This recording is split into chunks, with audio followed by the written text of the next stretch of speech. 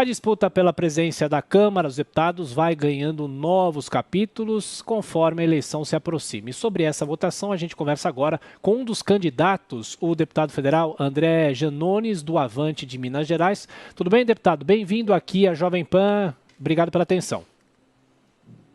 Bom dia, Tiago. Bom dia, Adriana. O prazer é todo meu. Estou à disposição. Deputado, o senhor classifica a sua candidatura de que maneira? Muitas vezes um parlamentar que teoricamente não tem chance de ganhar uma eleição como essa é muitas vezes intitulado como um anticandidato, uma anticandidatura. O senhor se classifica assim também ou quais seriam as chances do senhor conseguir os votos de parlamentares nessa disputa?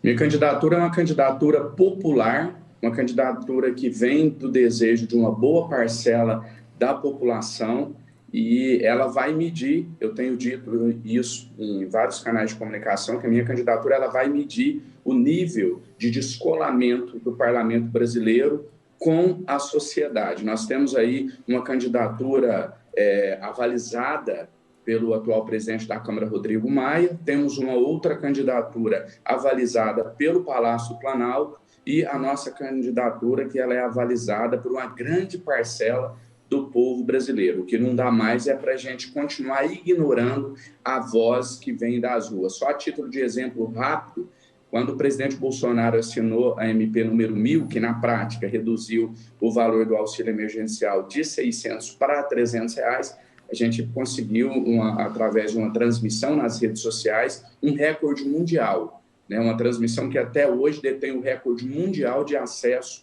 nas redes sociais, foi a live mais assistida do mundo. E qual o reflexo disso no parlamento? Zero, nenhum. Acho que a nossa democracia, se ela está de fato amadurecida, ela exige que o clamor popular, que a voz que vem das ruas, tenha algum peso no parlamento, que ela ecoe no parlamento. O que eu estou propondo aqui não é uma eleição para a presidência da Câmara dos Deputados direta, onde a população decida quem é o presidente da Câmara. Não é isso que eu estou propondo. O que eu estou propondo é que a voz do povo, que o clamor popular, que a voz que vem das ruas, ela tenha algum peso em uma decisão tomada pelo parlamento. Então, eu acho que o amadurecimento da nossa democracia exige isso. Deputado, agora a pergunta chega justamente de Brasília com José Maria Trindade, que deve estar na 30ª eleição para a presidência da Câmara e do Congresso, né, Zé Maria? Já acompanhei várias. Deputado, isso aqui é uma divisão em capitanias hereditárias, né?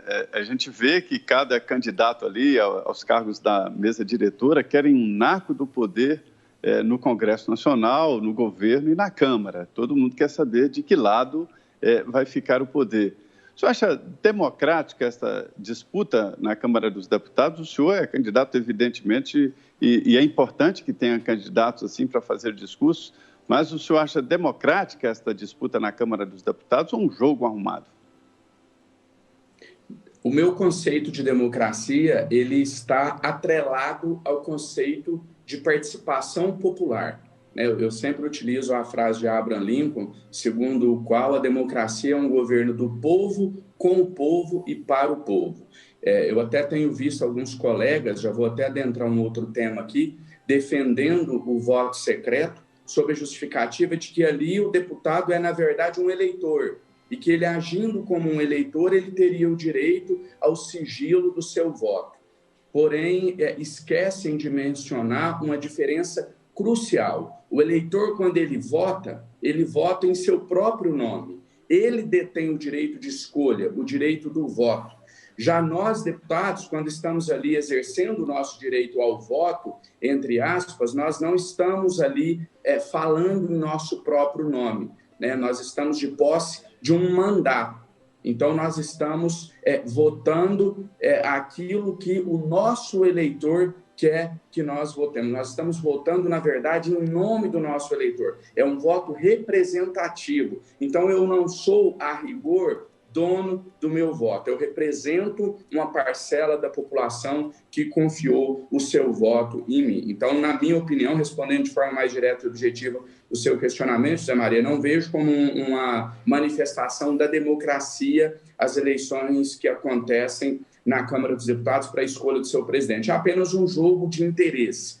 né, até minha primeira legislatura e nas eleições passadas, há 2 anos atrás, eu vi alguns colegas deputados entregando santinhos, fazendo boca a boca, como se fosse uma eleição tradicional, e eu confesso que até hoje eu não consigo entender se isso é ingenuidade de alguns achando que vai conquistar voto dessa maneira. Ali é um jogo de interesses, um jogo para saber quem consegue a liberação de mais emendas, para saber quem consegue mais cargos no alto escalão do governo e na própria Câmara dos Deputados. Então, não guarda qualquer semelhança com o conceito que nós temos de democracia.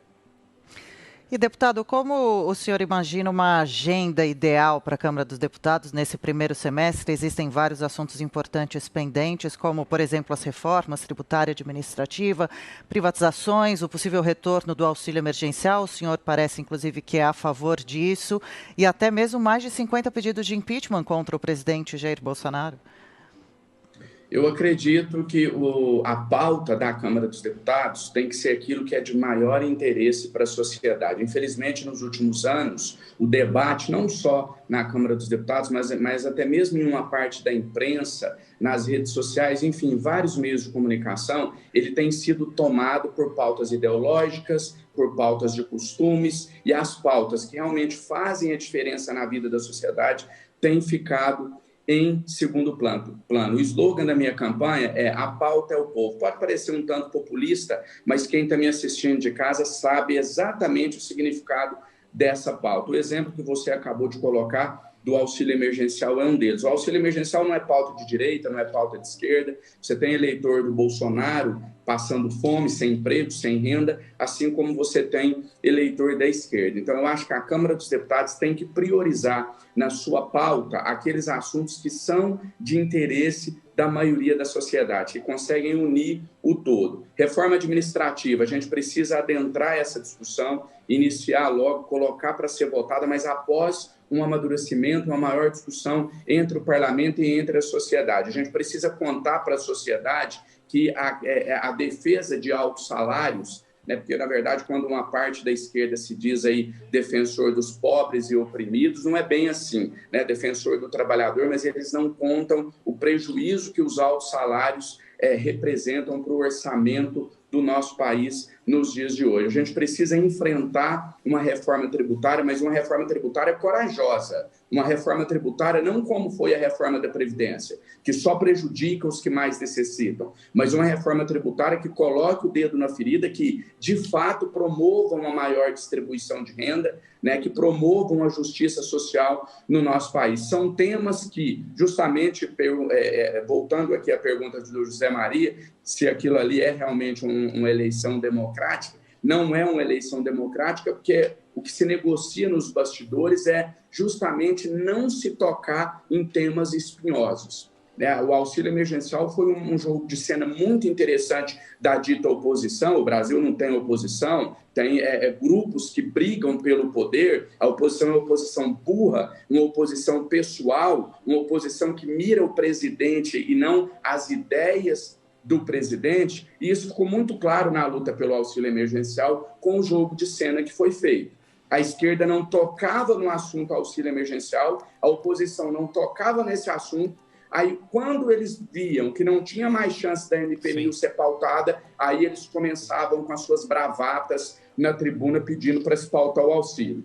Parece aquele caso de a pessoa liga, já tem algum risco da MP ser pautada? Não vai ser pautada. Então agora eu vou no microfone brigar e falar que ela deve ser pautada. Um jogo de cena. Então, a gente precisa de um presidente da Câmara dos Deputados que tenha coragem de ir contra o sistema, de colocar o dedo na ferida, vamos dizer assim, falando num popular, de pautar matérias espinhosas. E aqui, só para finalizar minha resposta, eu quero dizer o seguinte: o que a gente está defendendo aqui não é a aprovação da matéria A ou B. O que a gente precisa é de um presidente da Câmara que não coloque em pauta só matérias que eles sejam favoráveis. Como eu sempre tenho dito, existem N motivos para você defender que o Brasil não tem condição de pagar um auxílio permanente ou de pagar um auxílio emergencial. Você pode invocar responsabilidade fiscal, você pode dizer que as contas públicas estão defasadas, que as contas não fecham, enfim, tem N justificativas. Agora, para não se debater o assunto,